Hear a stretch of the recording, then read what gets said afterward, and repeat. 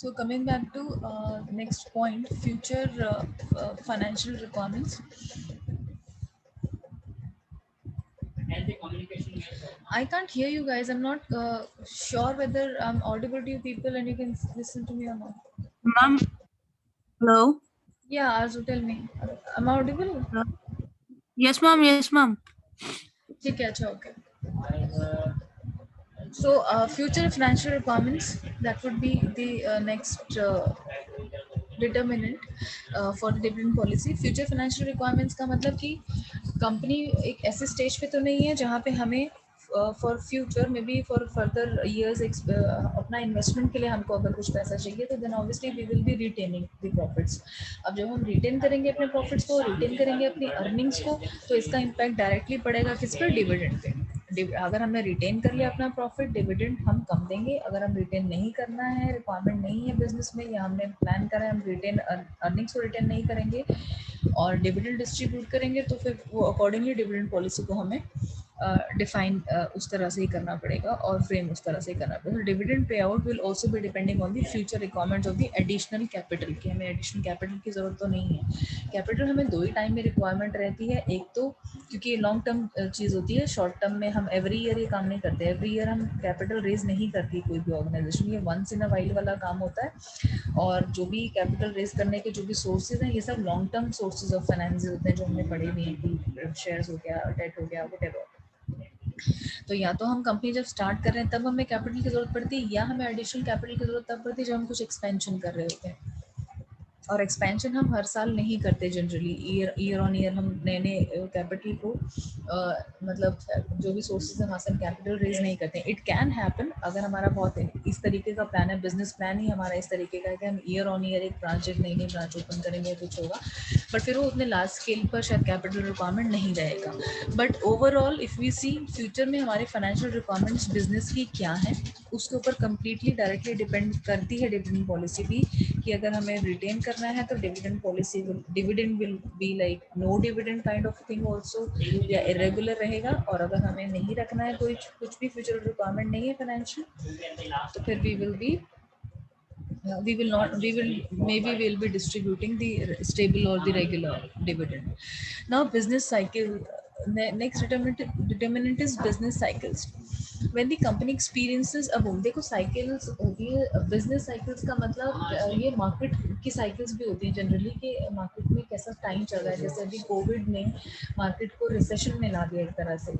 एक साइकिल का एक फेज है कि market is in recession, everything is low for now. Abhi market is getting up, maybe the situation is changing, but for past 6 months the market was completely in recession. There were all manufacturing industries were down, all companies were down. There were no work going on the way it used to go on when the market is at its peak में क्या होता है कि सब कुछ ही benefit हो रहा है सबको. प्रोडक्शंस भी हाई हैं, सप्लाई भी हाई है, हर चीज़ की सेल भी हाई है, लोगों के पास भी बहुत पैसा है, their earnings good and earning they are earning good and they are having their demand and everything also that way. तो वो कौन सा बिजनेस साइकिल, मतलब कौन सी सिचुएशन है मार्केट में या हमारी ऑर्गेनाइजेशन में कौन सी सिचुएशन है, दैट डिपेंड्स. मैंने और आपको मार्केट का एग्जांपल इसलिए दिया क्योंकि जैसे रिसेशन होता है या बूम टाइम होता है, पीक टाइम होता है जिसको हम बोलते हैं मार्केट में, तो वो एक कंपनी टू कंपनी भी डिफर करता है. एक तो मार्केट का ही होता है ये साइकिल कि मार्केट किस पर है, किस सिचुएशन पे है. दूसरा है कि एट टाइम्स मार्केट बहुत अच्छा कर रहा है लेकिन कोई पर्टिकुलर कंपनी अच्छा नहीं कर रही है. तो हम जब डिविडेंड पॉलिसी ड्राफ्ट कर रहे हैं तो वो किसी पर्टिकुलर इंडस्ट्री के लिए नहीं हो रहा, वो तो अपनी फर्म के लिए हो रहा है. तो हमें अपनी फर्म का भी, हमारा जो बिजनेस है उसकी साइकिल को भी कंसिडर करना पड़ता है कि हम बूम पर हैं या हमारी कंपनी लॉसेस में तो नहीं जा रही बिकॉज ऑफ समथिंग. हो सकता है हमने कोई इन्वेस्टमेंट डिसीजन ऐसा गलत ले लिया हो जिसकी वजह से अब हमें लॉस हो रहा है, या इस ईयर में ह्यूज लॉस हो गया, या कोई छोटा प्रोजेक्ट था जो हमें 1 साल 2 साल तक इम्पैक्ट करता, उसमें हमें लॉस हो गया. तो वो डिपेंड करता है हमारी बिजनेस साइकिल पे कि वो कहाँ पे, कहीं थोड़ा डिप तो नहीं आ गया हमारे प्रॉफिट्स में, या हम रिसेशन में हम तो नहीं चलेंगे, हमारी ऑर्गेनाइजेशन तो नहीं चलेगी इन दी losses. So if we are at the boom, we will have high dividends. If we are at the dip or in the recession kind of a thing within our business, or we are at losses in our business, then obviously we will be at the we will not then like distribute more dividends, and accordingly we will have the dividend policy within our organization. Changes in the government policies. Government also has a control and has got very important role to play in, because अगर government नहीं market को control करेगी तो private sector में generally लोग जो हैं फिर exploit करना शुरू कर देते हैं. Me as a businessman will always want not to pay high salaries to the people, but would want to get work done as per me. अगर बिजनेसमैन हूँ मैं, और मैं एक बिजनेस जो भी पर्सन है, कोई भी बिजनेस पर्सन है, तो वो हमेशा ये चाहेगा कि जो हमारी लेबर है, जो ह्यूमन कैपिटल जो मेरे अंडर काम करती है, हमेशा मालिक को तो हमेशा ये लगता है, मैनेजर को भी यही लगता है, टीम कुछ खास काम नहीं करती है. मैनेजर फिर भी to certain extent will support you, but the owner of the company would always think, और वो जो जो छोटे लेवल की कंपनीज होती हैं उनमें तो जनरली ये होता ही है कि जो ओनर्स ऑफ द कंपनीज होते हैं उनको, क्योंकि वो उन्होंने खुद कुछ काम किया नहीं होता है और मे बी बस बिजनेस मिल जाता है फ्रॉम फैमिली और समथिंग, तो कोई काम अगर आप खुद नहीं कर रहे हो तो आपको नहीं पता कि how long it will take, what time it will take, how much effort will it take, what exactly is required to perform any activity. तो ये सारी चीज़ें एक्सप्लॉयटेशन करती हैं, और ये मैंने जो एम्प्लॉयर्स हैं वो करना शुरू कर देते हैं एम्प्लॉयज़ के साथ. एम्प्लॉयज़ के साथ तो करते ही हैं, अगर उन्होंने प्रॉफिट सपोज बहुत ज़्यादा अच्छा अर्न किया हुआ है और गवर्नमेंट की कोई ऐसी पॉलिसी नहीं है जिसमें कि वो कंट्रोल कर सके डिविडेंड को भी, तो फिर डिविडेंड के लिए भी एक्सप्लॉयटेशन होगा. एम्प्लॉयज़ का तो हो ही सकता है, शेयर होल्डर्स का भी फिर होने लग जाएगा. So government plays an important role. So it comes into the picture when it thinks कि एक्सप्लॉयटेशन एक्चुअली में हो रहा है या हो सकता है या होने वाला है, या कंपनीज कुछ ऐसा कर रही हैं. कंप्लेंट्स अगर जाती हैं लोगों के तरफ से, मे बी कोर्ट्स में, या there is always a law from the labour also, there is a labour courts are there, and people as the labour go there for their rights कि हमारी ऑर्गेनाइजेशन में ऐसा हो रहा है, कंपनी ने बोला इतना पैसा पे करना चाहिए मिनिमम, हमारी ऑर्गेनाइजेशन इतना पैसा पे करती है. So similar is the case कि गवर्नमेंट पॉलिसीज भी बनाती है इनके लिए भी, कि अगर उनका स्टॉक मार्केट्स जो हैं या जो शेयर मार्केट्स हैं उनमें क्या क्या चीज़ें गवर्नमेंट की कुछ गाइडलाइंस वो देती है कि ये फॉलो करना है, तो वो सब चीज़ें गवर्नमेंट का भी कंट्रोल रहता है. 1 मिनट होल्ड कर ली, मैं पहले आपका अटेंडेंस ले लूँ, उसके बाद कंटिन्यू करते हैं.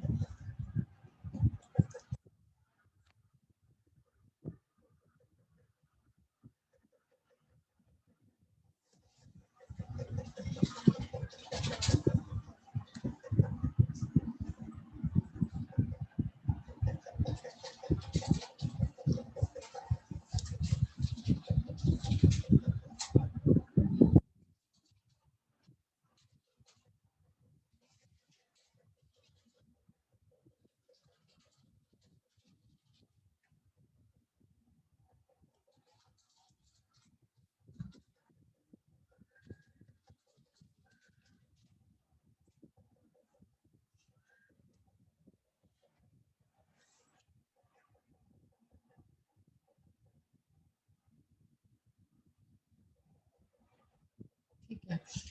सो government policies में थे हम, there could be change in the dividend policy of a company due to the imposed changes by the government. In any case, if company has formed any policy already as per their convenience कि हम no dividend policy रखना चाहते हैं या irregular रखना चाहते हैं या कुछ भी, तो और उसके हिसाब से उस पॉलिसी के हिसाब से उनको मिल भी गया है, शेयर्स से कैपिटल भी मिल गया है, सब कुछ हो गया है. लेकिन गवर्नमेंट अगर बीच में इंटरवीन करके मिड ऑफ द ईयर में भी अगर कुछ गाइडलाइंस चेंज करती है या अपना कुछ पॉलिसी ऐसा बनाती है कि इम्पोज करती है वो एम्प्लॉयर्स पे या कंपनीज पे कि you have to follow this, तो फिर वो चेंजेस तब भी करने पड़ सकते हैं कंपनी को, या ड्राफ्ट करने फ्रेम करने से पहले ही कंपनी अपना डिविडेंड पॉलिसी को उस तरह से फ्रेम करे जिस तरह से कि गवर्नमेंट हैज़ आस्क्ड, या गवर्नमेंट पॉलिसीज़ में जिस तरीके का एडवाइस दिया गया है. प्रॉफिटेबिलिटी तो क्लियर है ही कि अगर प्रॉफिट ज़्यादा है, ज़्यादा डिविडेंड पे कर सकते हैं, प्रॉफिट कम है तो कम भी हम पे कर सकते हैं. और कम पे कर सकते हैं का मतलब कि पॉलिसी हम कैसी रखेंगे. कम पे कर सकने का भी एक पॉइंट टू सर्टेन एक्सटेंट तक सारा कुछ अथॉरिटी कंपनी के हाथ में नहीं है.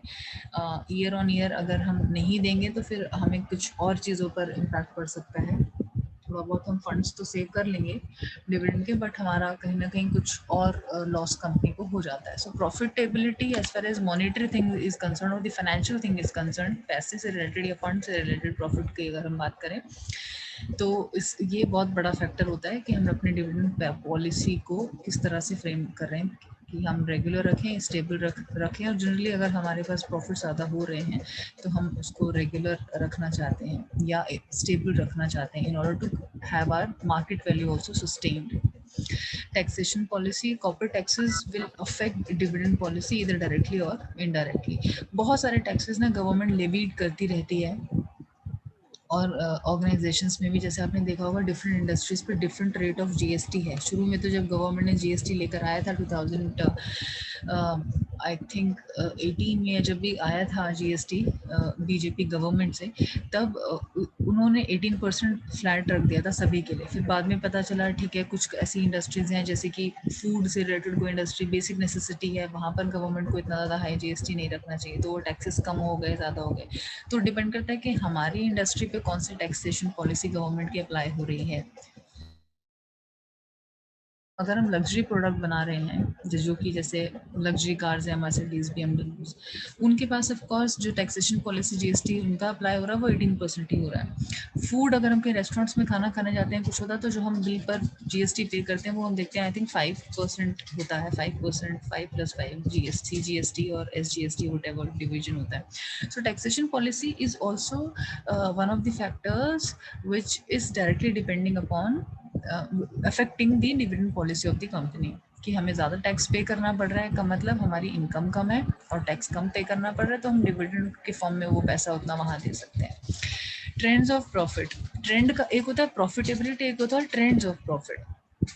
ये तो थोड़ा सा डिफरेंस है इन दोनों पॉइंट्स में. किस तरह से कि ईयर ऑन प्रॉफिटेबिलिटी हम किसी एक ईयर का चेक कर सकते हैं, और ईयर ऑन ईयर अगर हम 2, 4, 5 साल का डेटा, 10 साल का डेटा को अगर हम स्टडी करेंगे तब हमें ट्रेंड पता चलेगा कि हम इस ईयर में, इस टाइम पीरियड में, इस स्टेज में कि अब हमारा अप हो रहा है प्रॉफिट, कब हमारा डाउन हो रहा है, कौन से ईयर्स हमारे बिल्कुल कांस्टेंट प्रॉफिट के थे या क्या था. तो हमारा कौन सा ट्रेंड चल रहा है प्रॉफिटेबिलिटी का, किस ईयर में हमें कितना प्रॉफिट हो रहा है.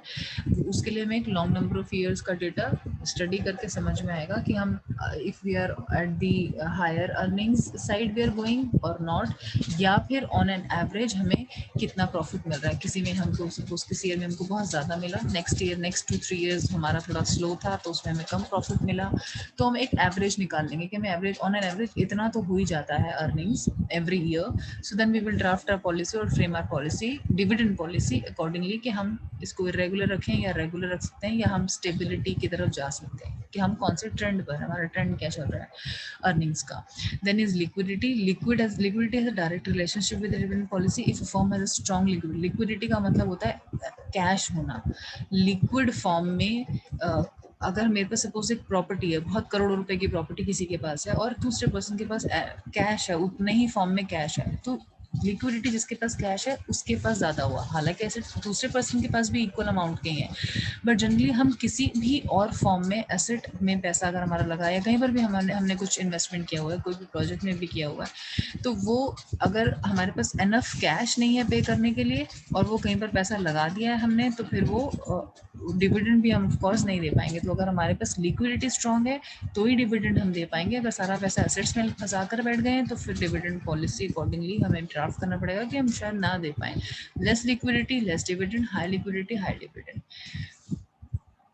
Legal rules, this is more or less somehow as similar to the government policies. There are certain legal restrictions on the companies for dividend payment also, which is already there in the market. एक government policies change हो रहा है, दूसरा legal rules जो आपको avoid ही करना है draft करने से पहले, कि ये हैं जो बनाने ही पड़ेंगे. आई थिंक मीटिंग अभी ओवर होने वाली है. नेक्स्ट हम लोग 1-2 स्लाइड्स बची हैं इसकी, एक ही स्लाइड बचा है इनफैक्ट. मैं पहले नेक्स्ट